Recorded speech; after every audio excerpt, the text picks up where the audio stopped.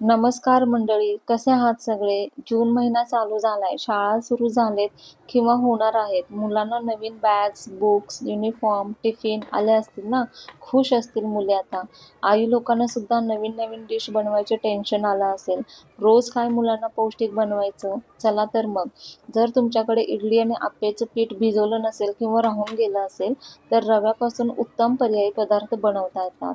आज मी करते रवा कॉर्न आप्पे किंवा व्हेज रवा आप्पे. यासाठी 1 वाटी कॉर्न, 1 गाजर, थोडा कोबी, 2 कांदे आणि 4 मिरच्या.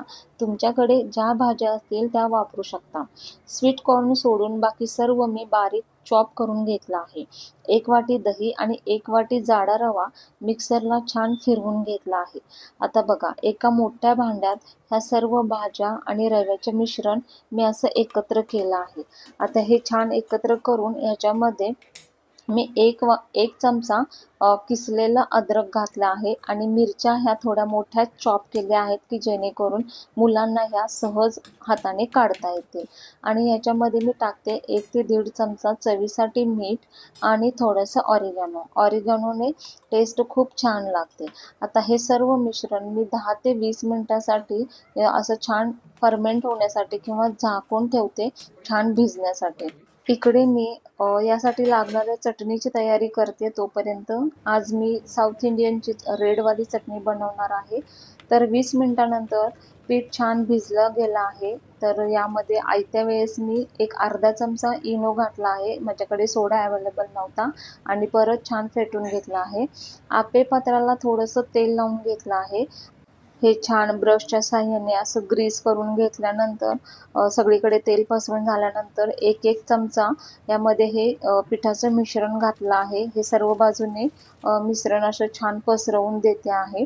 आणि हे आप्पे मीडियम गॅसवरतीच भाजायचे आहेत. अगदी कमी नाही की अगदी फास्ट गॅसवरती अजिबात नाही भाजायचे, नाहीतर करपण्याची किंवा कच्चे राहण्याची शक्यता दाट असते. तर बघा, हे छान असं सोनेरी रंग येऊसपर्यंत मीडियम आचेवरून मी भाजून घेते. खालच्या बाजूने बघू शकता किती छान सोनेरी रंग आला आहे किंवा खालून एकदम कुरकुरीत भाजले गेले आहेत. तर अशाच पद्धतीने हे उलट्या साईडने सुद्धा असेच कुरकुरीत आणि खमंग असे भाजून घ्यायचे आहेत. भाजतानाच या आप्यांचा खमंग असा ऑरेगॅनोमुळे ना सुगंध सुटला आहे. मुलांच्या डब्यासाठी हा उत्तम पर्याय आहेच, पण तुम्ही इतर वेळेसही नाश्त्यासाठी हा पदार्थ बनवून खाऊ शकता. तर बघू शकता हे किती छान टम्म फुगलेले आप्पे आहेत. आणि हे आयत्या वेळेस घरातल्या आहेत त्या साहित्यापासूनच आपण बनवू शकतो. त्याच्यासाठी वेगळा तामझाम करण्याची काही गरज नाही आहे. तर अशा पद्धतीने मी सर्व आप्पे करून घेतले आहेत आणि सोबतच लाल साऊथ इंडियन टाईपची चटणीसुद्धा बनवून घेतली आहे. जर का तुम्ही चॅनलवरती नवीन असाल, चॅनलला अजून सबस्क्राईब केलं नसेल तर चॅनलला सबस्क्राईब जरूर करा. रेसिपीला लाईक करा, शेअर करा. हा बघा, आप्पे मी तुम्हाला एक हे करून उघडून दाखवते. बघा, आतून किती स्पॉन्जी झालेला आहे आणि खायलाही तितकाच टेस्टी झाला आहे. तर अशा पद्धतीच्या रेसिपींना तुम्ही लाईक करा, शेअर करा आणि कमेंट करायला अजिबात विसरू नका.